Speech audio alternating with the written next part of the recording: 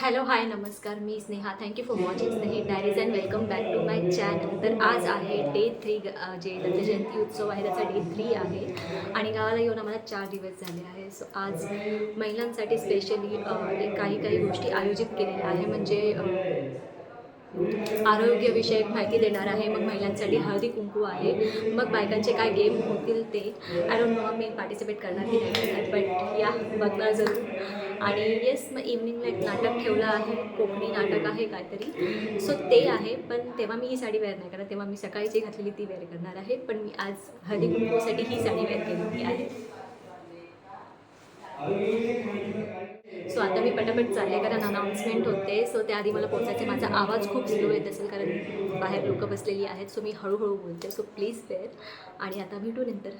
So finally सगळ्या बायका ज्या होत्या त्या मंदिरात गोळा झालेल्या आणि तिकडे आम्हाला आरोग्यविषयक माहिती दिली जात होती. दरम्यान काय त्रास होतो आणि तो टाळण्यासाठी मेनोपॉज म्हणजे पाळी बंद होणं ह्याला म्हणतात. तर ते प्रत्येकाच्या जसं पाळी येते तशी ती बंद पण होते कालांतराने. तर त्यामध्ये खूप साऱ्या बायकांना काही प्रॉब्लेम्स किंवा त्रास सहन करावा लागतो. तर तो होऊ नये किंवा तो त्रास कमी कसा व्हावा या संदर्भात मी माहिती देण्याचा प्रयत्न करेन. कर्करोग हा एक प्रकारच्या पेशींचा आजार असतो की जो पेशी अशा वाढत जातात, खूप साऱ्या प्रमाणात अचानकपणे वाढत जातात.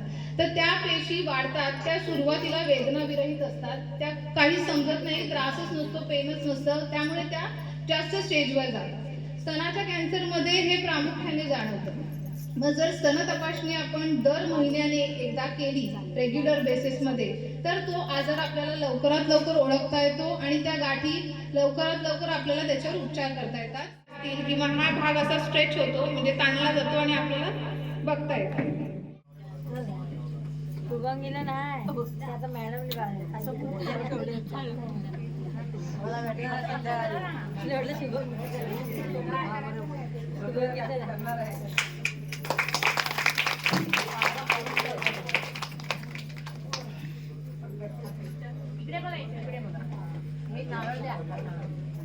सो लकीली काय झालं, त्या दिवशी 2 जणांचे बड्डे होते, ते सुद्धा त्या दिवशी सेलिब्रेट करण्यात आले देवळातच.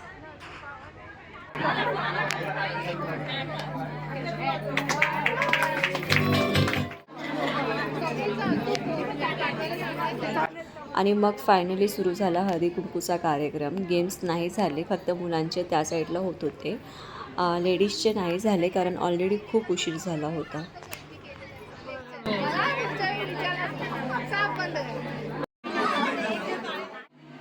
सो फायनली जे देवळातील हळदी कुंकू होता तो संपला होता आणि मग आम्ही नेबर्सच्या घरी होतो कारण त्यांनी पण हळदी कुंकूचा कार्यक्रम ठेवला होता. हॅलो. सो दुपारी हळदी कुंकू झाला आणि त्याच्यानंतर काहीच प्रोग्राम झाले नाही कारण खूपच उशीर झाला होता.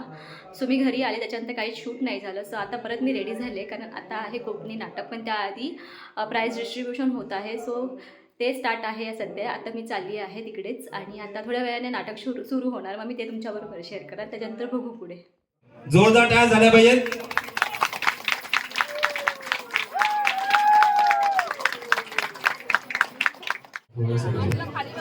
Hello hello.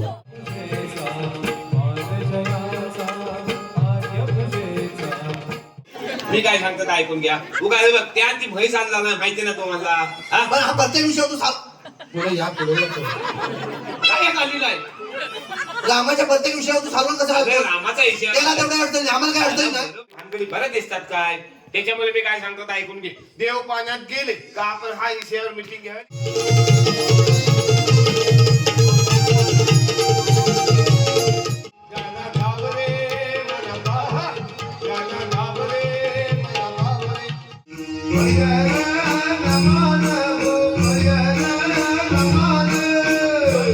हॅलो. सो या व्हिडिओचा पण मी एंड ॲज युजल नाही घेतला. आणि येस, हा माझ्या म्हणजे मी गावाला असतानाचा शेवटचा आजचा व्हिडिओ असेल. मे बी जे दत्त जयंतीचे उत्सव झाले, जे सेलिब्रेशन्स झाले, त्याच्यातला हा शेवटचा व्हिडिओ होता. उद्या व्हिडिओ जो येईल तो परतीच्या प्रवासाचा असेल. सो आजचा ओव्हरऑल जो होता तो व्हिडिओ होता तो रिगार्डिंग होता हळदी कुंकू सेलिब्रेशन अँड एक कोकणी नाटक बसवलं होतं.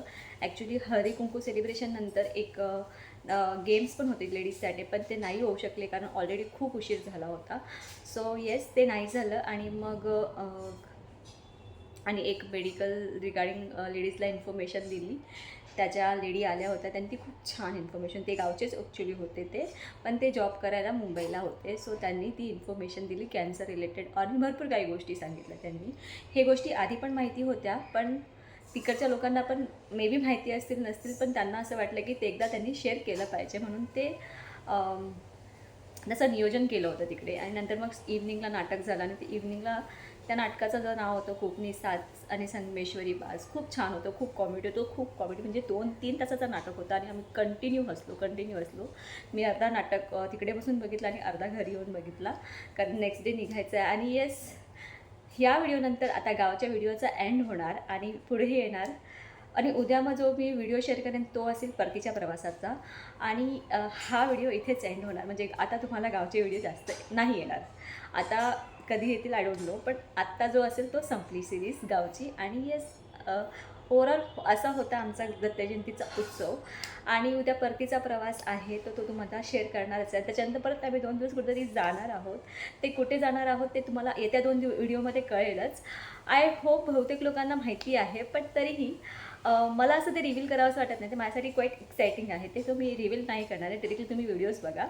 अँड येस, हा होता ओव्हरऑल गावचा आमचा जो सिरीज मी स्टार्ट केली ती 4-5 दिवसाची. आणि आता या व्हिडिओला इथे एंड करते. आय होप तुम्हाला हा व्हिडिओ आवडला असेल. व्हिडिओ आवडला असेल तर व्हिडिओ लाईक करा, शेअर करा आणि चॅनलला सबस्क्राईब करा. व्हिडिओ लवकरच नवीन ब्लॉगमध्ये. बाय.